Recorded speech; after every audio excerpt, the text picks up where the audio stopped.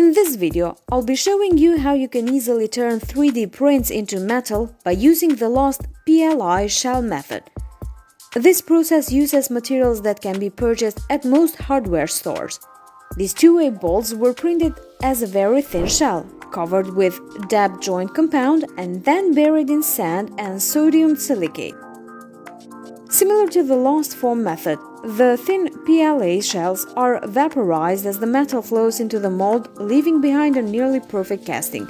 Metal casting is defined as the process in which molten metal is poured into a mold that contains a hollow cavity of a desired geometrical shape and allowed to cool down to form a solidified part.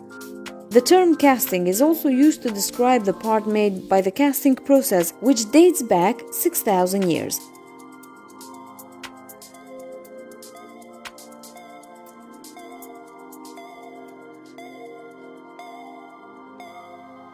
Expandable mold and permanent mold castings. It can be further subdivided into groups depending on their pattern materials. Expandable mold casting, as the name suggests, uses a temporary non-reusable mold to produce the final casting, as the mold will be broken to get the casting out.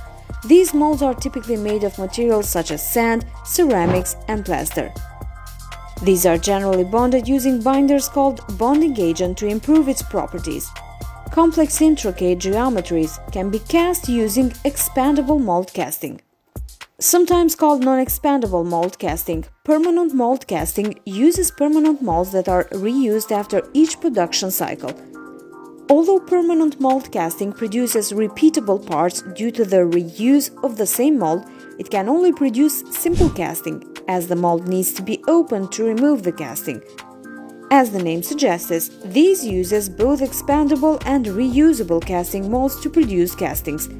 Mold making is a multi-step process in which patterns and cores are used to create a mold.